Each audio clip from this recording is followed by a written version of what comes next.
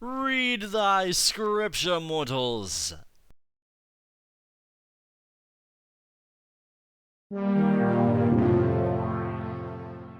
Thanksgiving specials. Why is there no love for the Thanksgiving specials anymore? Maybe it's because there's nothing hugely marketable about pilgrims and turkeys. Everybody loves Christmas and Halloween, and Thanksgiving just seems to be sort of stuck in the middle. Which really sucks, because the middle holiday, I think, is just as important. That is, of course, if you like having the house full of your in-laws and your outlaws and I can't fucking stand you laws. Some people find Thanksgiving as a holiday to stuff their faces and become a Macy's Day Parade float, but for me it's all about giving back, season of giving and all that good stuff. And at least Peanuts and Winnie the Pooh got that right. So I give to my fans the review they have all been waiting for. It's been long overdue anyway. Of course I can't do it alone, so Jostinator, come on down!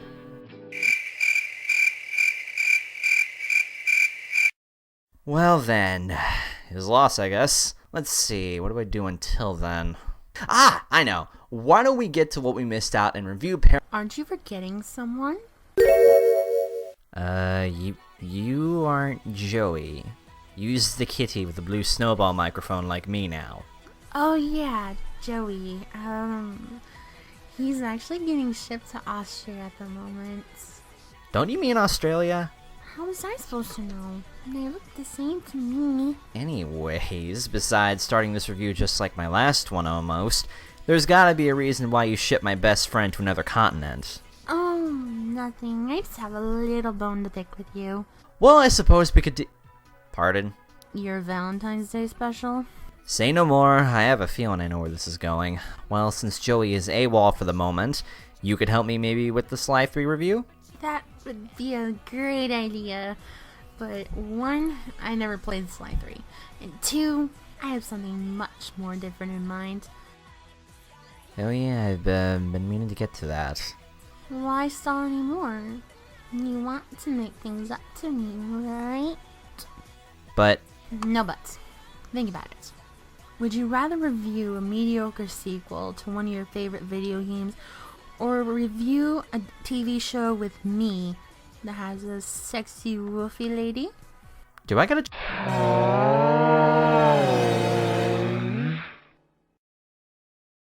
Yeah, I never really liked mad scientist monkeys anyway. My name is Micah Solusad. I'm the voice of Soul and Soul Eater, and you're watching the Toon Critic. Keep in touch.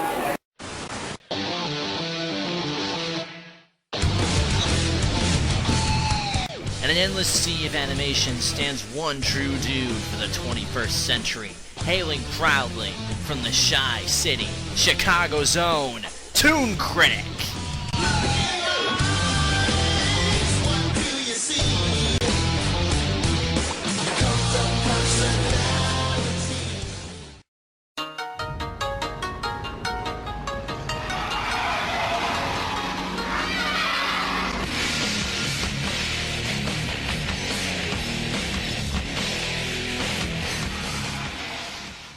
I should probably just turn from the Rising Sun into its own series. Anyways, greetings everyone and welcome to a special Thanksgiving episode of my show. ToonKritic's the name, Toon's the name of my game. Today I am joined once again by the lovely sassy Nico baby girl Julie Welch to help me review a series that's been on my radar since watching, Spice and Wolf. You're welcome. I've talked about this anime to a bunch of my friends, and nobody really knows what this series is or what it's about, so that makes this series a little obscure. And obscure is usually what I do best. Now, we're not professionals at this, and I'm sure other people have done a better job reviewing this series, but this is our take on it. Spice and Wolf began as a Japanese light novel series on February 10th, 2006. It spawned 17 volumes and was written by Isuna Hasekura and illustrated by Ju Ayakura, It then received a manga adaptation illustrated by Keito Kalme. The series fully came to life as a 12-episode anime series with a single OVA animation. It was renewed for a second season, but we will be only talking about the first season. The story centers on a merchant named Kraft Lawrence, voiced by James Michael Tatum, who deals with peddling goods from town to town.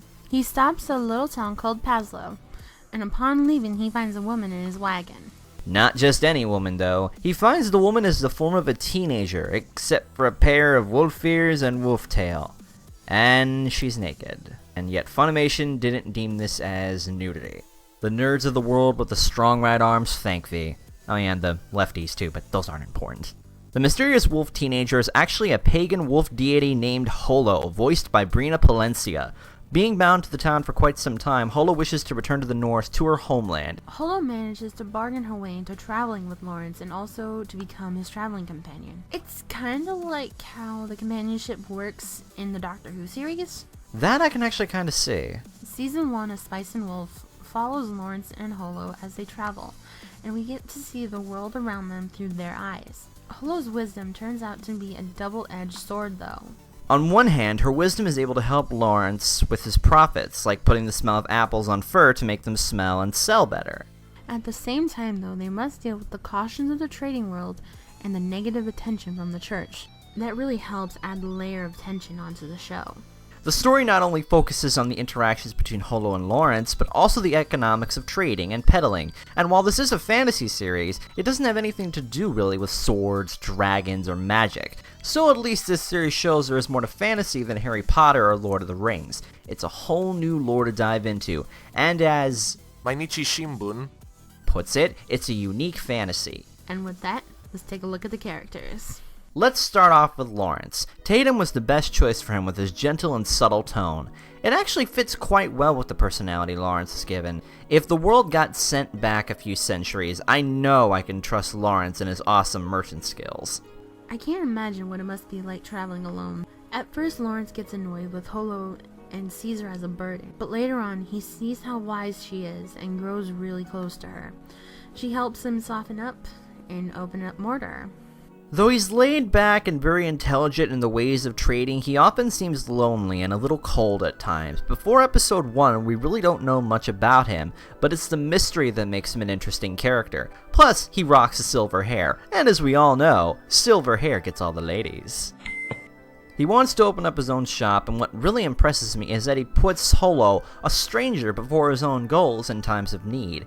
If you're his friend, he will be loyal with you to the bitter end, and if you piss him off, he isn't afraid to deck you. I think it's safe to say Holo is the main character for Spice and Wolf. She may seem needy and bitchy, but when you hear about her story and how the village thought of her, it's very sad. She is determined to get back to her home in the north, but closer they get to her home, the more she doesn't want to go home. It becomes bittersweet almost. I can relate to Holo in a personal connection, personality-wise. Her spunky and her sassy attitude gets the best of her sometimes. But just like Lawrence, it would not be wise to make her unleash the wolf side of her. I wouldn't necessarily call Holo the sexiest anime character I've seen. Oh yes, you would. Shut up. But she is one of the most beautiful. Damn you Japanese for making the pretty ones look like 15-year-olds. I'm just kidding, I love you guys and your dildo vending machines. I'd like to add that despite putting across the front of a haughty and sassy woman, here and there we see past that and see a more fragile side to her character. If you were isolated in a town with no one to comfort you, you'd feel lonely too, and you wouldn't be able to keep up a front for so long. It's mainly why she decides to travel with Lawrence, for the company. The way she speaks too is pretty interesting. It's like she's a high-class lady, talking all sophisticated like a courtesan. And who doesn't love that tail and those ears? She's a rare type of lady, I'll say that. She's even cute when she's angry or pouting. Another character that we see in a few episodes is a shepherd woman named Nora, voiced by Leah Clark. Who also just so happens to be the voice actress for Blair and Soul Eater. So she went from a shy shepherd loving the Lord to a sexy kitty witch. Never doubt the shy ones. Some call Nora a wizard due to the fact that she can walk through wolf-infested woods and come out in one piece. When we first meet her, we find out that she works for the church and said that God guides her in his faith. No, this series is not about God and Catholics and thumping the Bible every night like that one bitch from The Mist. While it does talk about religion at a few points, it isn't the focal point of the series. I liked Nora, but to a point. She's the most shy and timid character in Season 1, and at first doesn't seem very important, but near the end, she gets to do a lot more and ends up becoming a key element in the finale. However, she doesn't seem to get along very well with Holo when they first meet. She probably didn't like how Lawrence and Nora were interacting. Nora also has a companion, a border collie named Enoch. He's not very important, but he is able to figure out Holo is a wolf when they first meet. He does have one memorable moment though, where he ends up getting into a fight with Holo in her wolf form. And that's his only memorable moment. And then we come to the underutilized Chloe, voiced by Jamie Markey. Hey, I know how to say her name, asshole. Who we can't really talk about without revealing spoilers. If you didn't like her from the first episode, chances are you're going to want to feed Chloe to the wolves. Well, this isn't the first time Jamie Marchi voiced a bitch. When we first meet her, you can tell that she's been crushing on Lawrence for a long time. She tries to get all cuddly with him because she idolizes him and just wants to make him proud. Yeah, I don't know exactly how old Chloe is, but when I look at her, the only word that comes to mind is jailbait. Incoming spoilers just for this one part. When Holo gets captured, we find out the one behind the capture is Chloe. That's when her true colors are revealed. When she sees Lawrence's affection for Holo, she nearly loses it, and blasts Holo, saying that the town never needed her, and that she's obsolete. It's clear she doesn't believe in old religions. Holo should have eaten Chloe when she got the chance, but we never see her again anyway, so... For me, when you start a new series, you're usually greeted with the opening to the series, and Spice and Wolf's opening helps to set the atmosphere. It's unique and filled with emotion. It's beautiful, I'd say. It honestly feels very mellow and melancholy, but it's charming as well. I'd say the OP for Season 1 Tabi no Tochu by Natsume Kiora. is one of my favorite OPs in anime songs in general. As for the actual score used in the show, there are a lot of cute jingles here and there that help add a bit of depth to the scenes. The animation and details in Spice and Wolf are amazing. I think they did a great job animating this by not using the same background over and over and over with every episode. Not to mention the music is pleasant and soothing, especially in the opening of Season 1. The series is supposed to take place in a fictional, stylized, historical world with European influences, and it's the perfect setting for the series. There are vibrant colors and beautiful backgrounds that are both easy and appealing to the eyes. It's one of the best looking anime series around, I think. I'm sure people will tell me there is better looking series than this, but give credit where credit is due to the animators for this and for the source material. All in all, I love Season 1 and 2 of Spice and Wolf. I just wish they would focus more on the relationship between Holo and Lawrence though.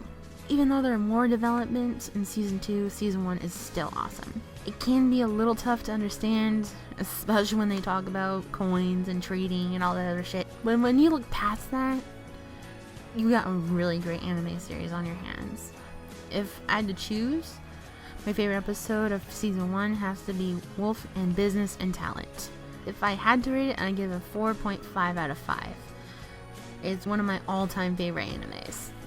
The selling point of Spice and Wolf is not just the relationship between Holo and Lawrence, it's the journey they take together and how they evolve. It's a well-written love story with beautiful animation and great characters that deserve a lot more recognition. Holo and Lawrence have some of the best chemistry I have seen in an anime. She loves to tease him to get a reaction, and at times it's like she's his daughter, but he's usually right there to tease her back. He's there to protect her, and she's there to protect him. It's equal, and it feels real at the same time. This sort of romance of sorts can't be written. My favorite episode of Season 1 is Wolf in Best Clothes, and for Season 1, I'd give it a 4 out of 5. Aren't you glad I found this for you? Yes. Yes, I am. I'm the Toon Critic, keeping you totally tuned for your viewing entertainment. And I'm Sassy Ninja Baby Girl, and we wish you a happy Thanksgiving.